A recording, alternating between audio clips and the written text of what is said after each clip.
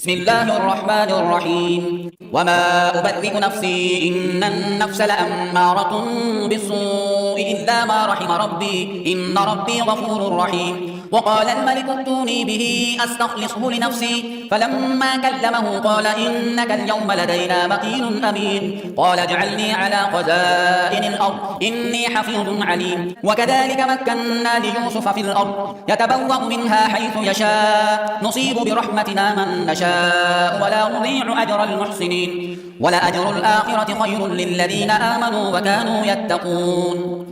وجاء إخوة يوسف فدخلوا عليه فعرفهم وهم له منكرون ولما جهزهم بجهازهم قال ائتوني بأخ لكم من أبيكم ألا ترون أني أوفي الكيل وأنا خير المنزلين فإن لم تأتوني به فلا كيل لكم عندي ولا تقربون قالوا سنراود عنه أباه وإنا لفاعلون وقال لفتيانه جعلوا بضاعتهم في رحالهم لعلهم يعرفونها إذا انقلبوا إلى أهلهم لعلهم يرجعون فلما رجعوا إلى أبيهم قالوا يا أبانا منع منا الكيل فأرسل معنا أخانا نكتل وإنا له لحافظون قال هل آمنكم عليه إلا كما أمنتكم على أخيه من قبل فالله خير حافظا وهو أرحم الراحمين ولما فتحوا متاعهم وجدوا بضاعتهم ردت إليهم قالوا يا أبانا ما نبغي هذه بضاعتنا ردت إلينا ونمير أهلنا ونحفظ أخانا ونزداد كيل بعير ذلك كيل يسير قال لن أرسله معكم حتى تؤتون موثقا من الله لتأتونني به إلا أن يحاط بكم فلما آتوه موثقهم قال الله على ما نقول وكيل وقال يا بني لا تدخلوا من باب واحد وادخلوا من أبواب متفرقة وما أغني عنكم من الله من شيء إن الحكم إلا لله عليه توكلت وعليه فليتوكل المتوكلون ولما دخلوا من حيث أمرهم أبوهم ما كان يغني عنهم من الله من شيء إلا حاجة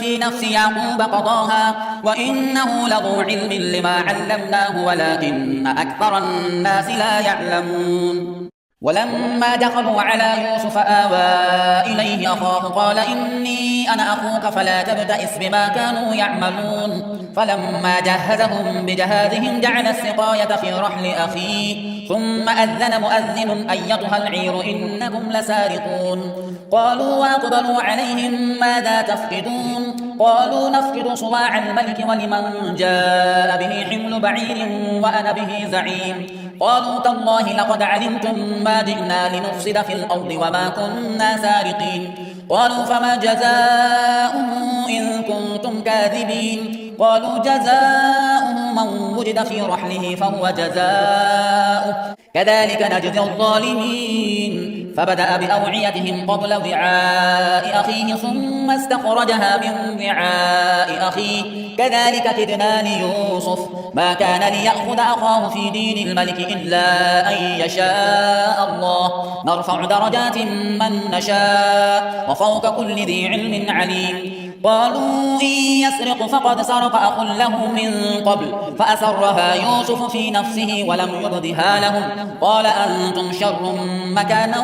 والله أعلم بما تصفون قالوا يا أيها العزيز إن له أبا شيخا كبيرا فخذ أحدنا مكانه إنا نراك من المحسنين قال معاذ الله أن نأخذ إلا من وجدنا متاعنا عنده إنا إذا لظالمون فلما استيئسوا منه خلصوا نجيا قال كبيرهم ألم تعلموا أن أباكم قد أخذ عليكم موثقا من الله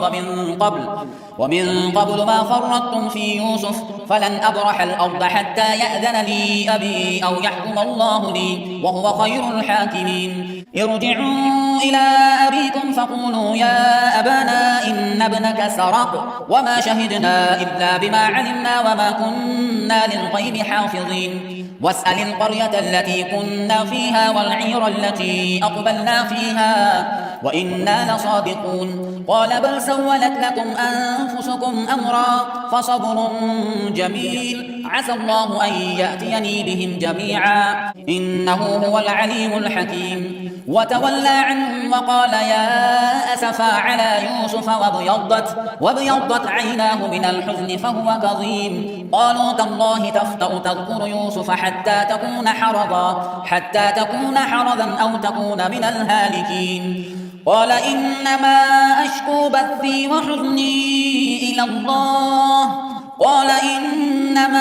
أشكو بثي وحزني إلى الله وأعلم من الله ما لا تعلمون يا بني اذهبوا فتحسسوا من يوسف وأخيه ولا تيأسوا من روح الله إنه لا ييأس من روح الله إلا القوم الكافرون فلما دخلوا عليه قالوا يا أيها العزيز مسنا وأهلنا الضر وجئنا ببضاعة مزجاة فأوف لنا الكيل وتصدق علينا إن الله يجزي المتصدقين قال هل علمتم ما فعلتم بيوسف وأخيه إذ أنتم جاهلون قالوا أئنك لأنت يوسف قال أنا يوسف وهذا أخي قد من الله علينا إنه من يتق ويصبر فإن الله لا يضيع أجر المحسنين قالوا تالله لقد آثرك الله علينا وإن كنا لخاطئين قال لا تثريب عليكم اليوم يغفر الله لكم وهو أرحم الراحمين اذهبوا بقميصي هذا فألقوه على وجه أبي يأت بصيرا وأتوني بأهلكم أجمعين ولما فصلت العير قال أبوهم إني لأجد ريح يوسف لولا أن تفندون قالوا تالله إنك لفي ضلالك القديم فلما أن جاء البشير ألقاه على وجهه فارتد بصيرا قال ألم أقل لكم إني أعلم من الله ما لا تعلمون قالوا يا أبانا استغفر لنا ذنوبنا إنا كنا خاطئين قال سوف أستغفر لكم ربي إنه هو الغفور الرحيم فلما دخلوا على يوسف آوى إليه أبويه وقال ادخلوا مصر إن شاء الله آمنين ورفع أبويه على العرش وخروا له سجدا وقال يا أبت هذا تأويل رؤياي من قبل قد جعلها ربي حقا وقد أحسن بي إذ أخرجني من السجن وجاء بكم من البدو من بعد أن ندغ الشيطان بيني وبين إخوتي إن ربي لطيف لما يشاء إنه هو العليم الحكيم رب قد آتيتني من الملك وعلمتني من تأويل الأحاديث فاطر السماوات والأرض أنت وليي في الدنيا والآخرة توفني مسلما وألحقني بالصالحين ذلك من أنباء الغيب نوحيه إليك وما كنت لديهم إذ أجمعوا أمرهم وهم يمكرون وما أكثر الناس ولو حرصت بمؤمنين وما تسألهم عليه من أجر إن هو إلا ذكر للعالمين وكأي من آية في السماوات والأرض يمرون عليها وهم عنها معرضون وما يؤمن أكثرهم بالله إلا وهم مشركون أفأمنوا أن تأتيهم غاشية من عذاب الله أو تأتيهم الساعة بغتة وهم لا يشعرون قل هذه سبيلي أدعو إلى الله على بصيرة أنا ومن اتبعني وسبحان الله وما أنا من المشركين وما أرسلنا من قبلك إلا رجالا نوحي إليهم من أهل القرى أفلم يسيروا في الأرض فينظروا كيف كان عاقبة الذين من قبلهم ولدار الآخرة خير للذين اتقوا أفلا تعقلون حتى إذا استيأس الرسل وظنوا أنهم قد كذبوا جاءهم نصرنا فنجي من نشاء ولا يرد بأسنا عن القوم المجرمين لقد كان في قصصهم عبرة لأولي الألباب ما كان حديثا يفترى ولكن تصديق الذي بين يديه وتفصيل كل شيء وهدى ورحمة لقوم يؤمنون بسم الله الرحمن الرحيم ألف لام تلك آيات الكتاب والذي أنزل إليك من ربك الحق ولكن أكثر الناس لا يؤمنون الله الذي رفع السماوات بغير عمد ترونها ثم استوى على العرش وسخر الشمس والقمر كل يجري لأجل مسمى يدبر الأمر يفصل الآيات لعلكم بلقاء ربكم توقنون وهو الذي مد الأرض وجعل فيها رواسي وأنهارا ومن كل الثمرات جعل فيها زوجين اثنين يغشي الليل النهار إن في ذلك لآيات لقوم يتفكرون وفي الأرض قطع متجاورات وجنات من أعناب وزرع ونخيل صنوان وغير صنوان يسقى بماء واحد ونفضل بعضها على بعض في الأكل إن في ذلك لآيات لقوم يعقلون وإن تعجب فعجب قولهم أإذا كنا ترابا أإنا لفي خلق جديد أولئك الذين كفروا بربهم وأولئك الأغلال في أعناقهم وأولئك أصحاب النار هم فيها خالدون ويستعجلونك بالسيئة قبل الحسنة وقد خلت من قبلهم المثلات وإن ربك لذو مغفرة للناس على ظلمهم وإن ربك لشديد العقاب ويقول الذين كفروا لولا أنزل عليه آية من ربه إنما أنت منذر ولكل قوم هاد الله يعلم ما تحمل كل أنثى وما تغيض الأرحام وما تزداد وكل شيء عنده بمقدار عالم الغيب والشهادة الكبير المتعال سواء منكم من أسر القول ومن جهر به ومن هو مستخف بالليل وسارب بالنهار له معقبات من بين يديه ومن خلفه يحفظونه من أمر الله إن الله لا يغير ما بقوم حتى يغيروا ما بأنفسهم وإذا أراد الله بقوم سوءا فلا مرد له وما لهم من دونه من وال هو الذي يريكم البرق خوفا وطمعا وينشئ السحاب الثقال ويسبح الرعد بحمده والملائكة من خيفته ويرسل الصواعق فيصيب بها من يشاء وهم يجادلون في الله وهو شديد المحال له دعوة الحق والذين يدعون من دونه لا يستجيبون لهم بشيء إلا كباسط كفيه إلى الماء ليبلغ فاه وما هو ببالغه وما دعاء الكافرين إلا في ضلال ولله يسجد من في السماوات والأرض طوعا وكرها وظلالهم بالغدو والآصال قل من رب السماوات والأرض قل الله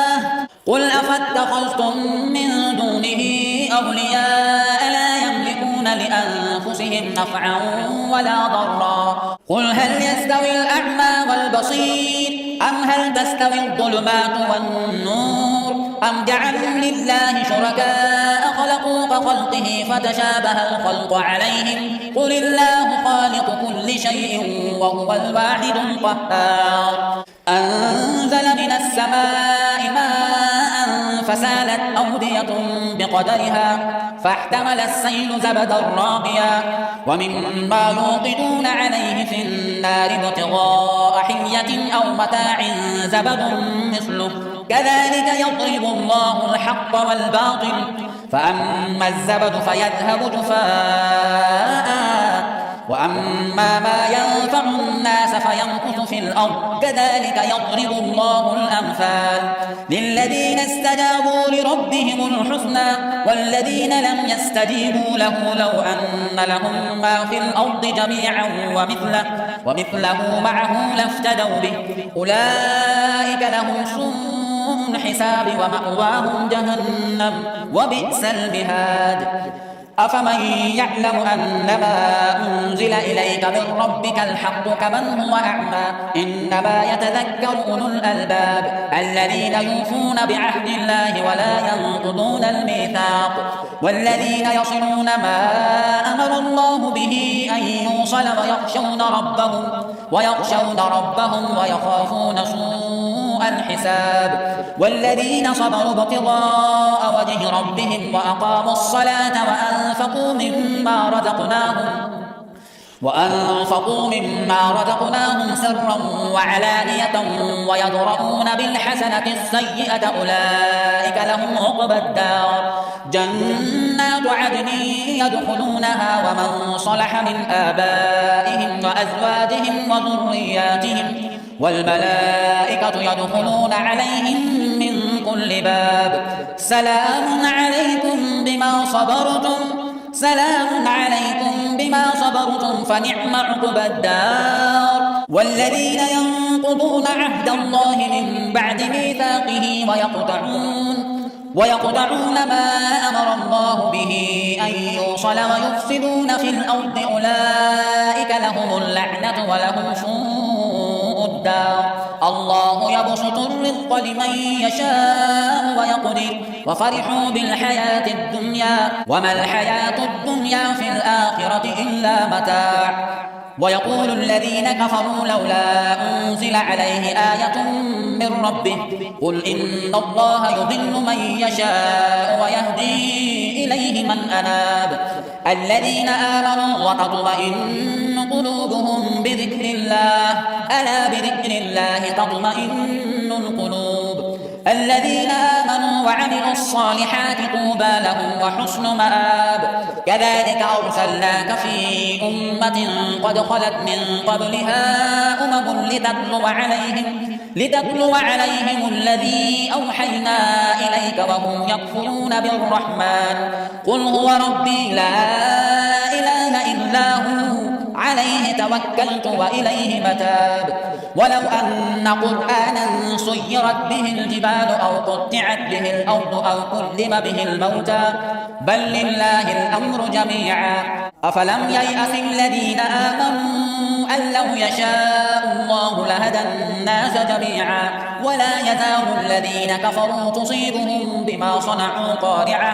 بما صنعوا قارعة أو تحل قريبا من دارهم حتى يأتي وعد الله إن الله لا يخلف الميعاد ولقد استهزئ برسل من قبلك فأمليت للذين كفروا ثم أخذتهم فكيف كان عقاب أفمن هو قائم على كل نفس بما كسبت وجعلوا لله شركاء قل سموهم أم تنبئونه بما لا يعلم في الأرض أم بظاهر من القول بل زين للذين كفروا مكرهم وصدوا عن السبيل ومن يضلل الله فما له من هاد لهم عذاب في الحياة الدنيا ولعذاب الآخرة أشق وما لهم من الله من واق مثل الجنة التي وعد المتقون تجري من تحتها الأنهار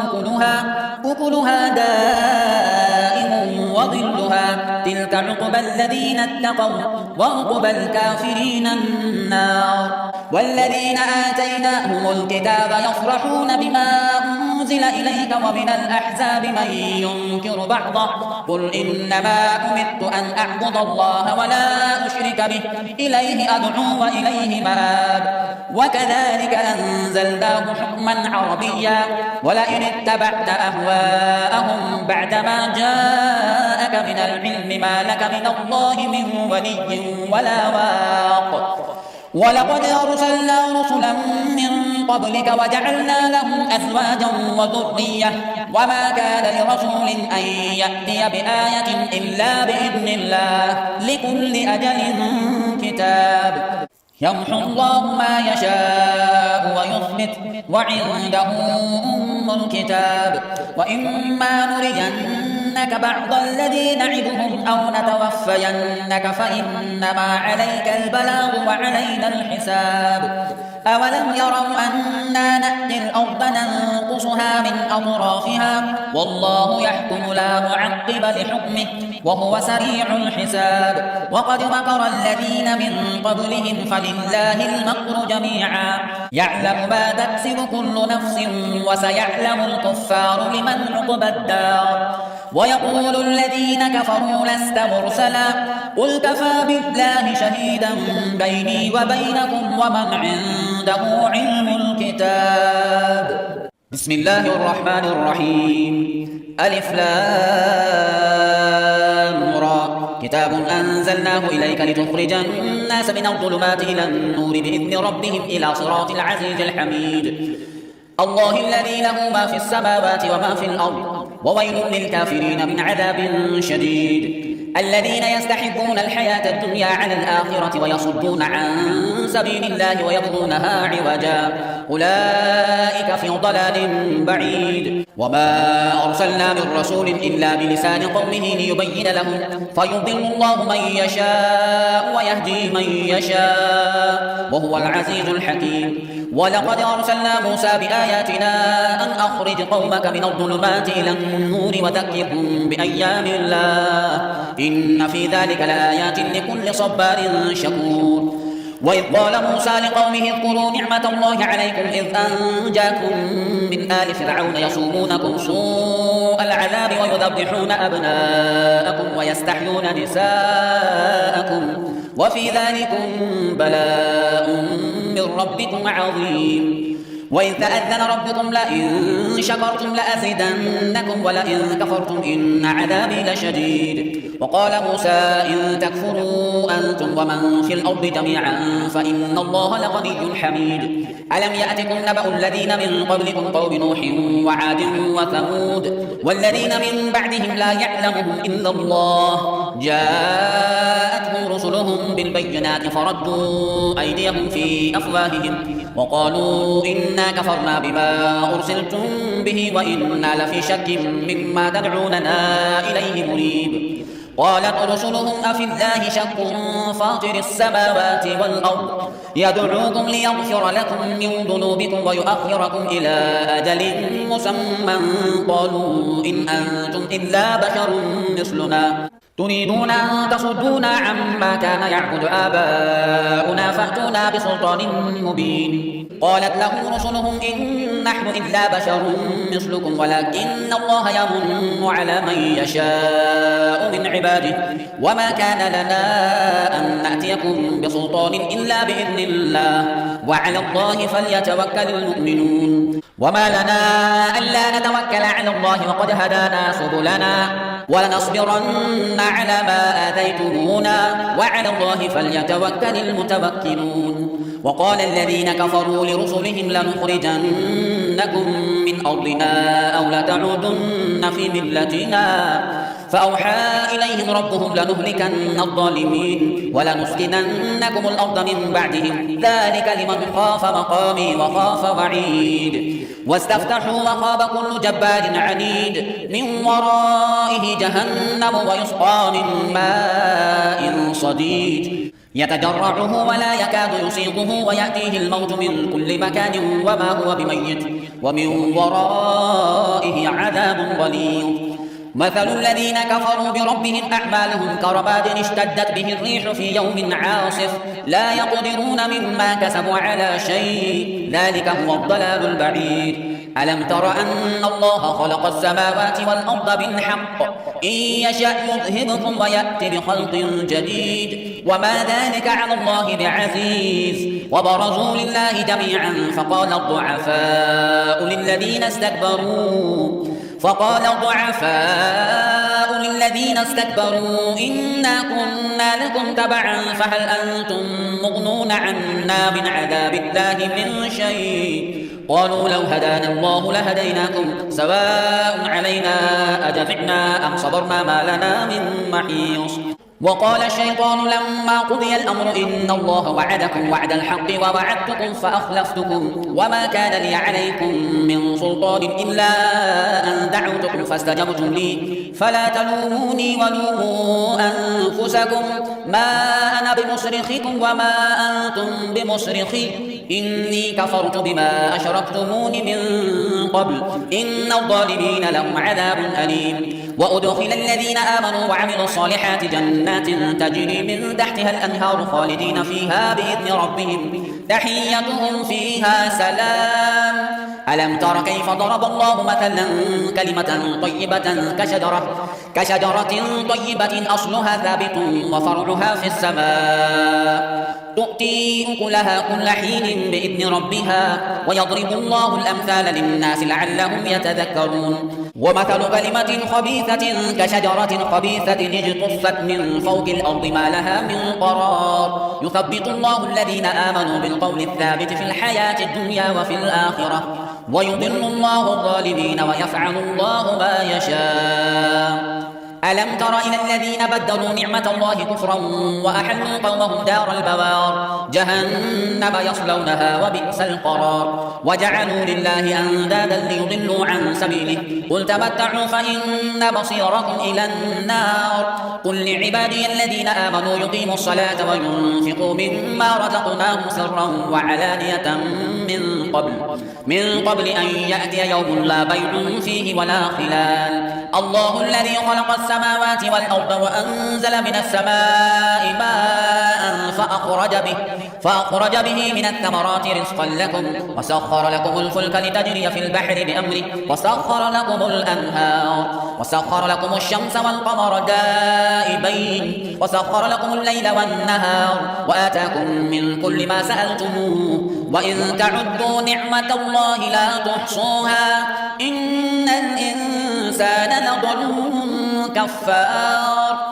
وإن تعدوا نعمة الله لا تحصوها إن الإنسان لظلوم كفار. وإذ قال إبراهيم رب اجعل هذا البلد آمنا واجنبني وبني أن نعبد الأصنام رب إنهن أضللن كثيرا من الناس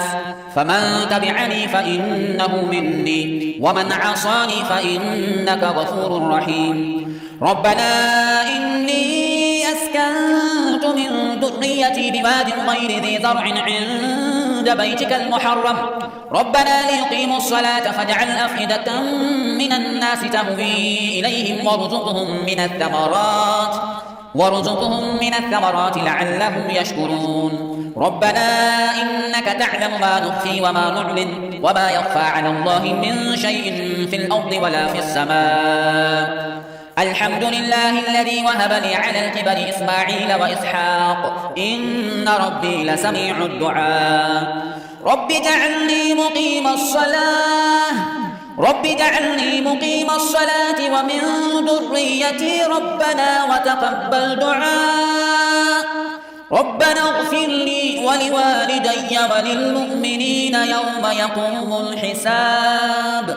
ربنا اغفر لي ولوالدي وللمؤمنين يوم يقوم الحساب. ولا تحسبن الله غافلا عما يعمل الظالمون إنما يؤخرهم ليوم تشخص فيه الأبصار مهطعين مقنعي رؤوسهم لا يرتد إليهم طرفهم وأفئدتهم هواء. وأنذر الناس يوم يأتيهم العذاب فيقول الذين ظلموا ربنا أخرنا إلى أجل قريب نجب دعوتك ونتبع الرسل أولم تكونوا أقسمتم من قبل ما لكم من زوال وسكنتم في مساكن الذين ظلموا أنفسهم وتبين لكم كيف فعلنا بهم وضربنا لكم الأمثال وقد مكروا مكرهم وعند الله مكرهم وإن كان مكرهم لتزول منه الجبال فلا تحسبن الله مخلف وعده رسله إن الله عزيز ذو انتقام. يوم تبدل الأرض غير الأرض والسماوات وبرزوا لله الواحد القهار وترى المجرمين يومئذ مقرنين في الأصفاد سرابيلهم من قطران وتغشى وجوههم النار ليجزي الله كل نفس ما كسبت إن الله سريع الحساب هذا بلاغ للناس ولينذروا به وليعلموا أنما هو إله واحد وليذكر أولو الألباب.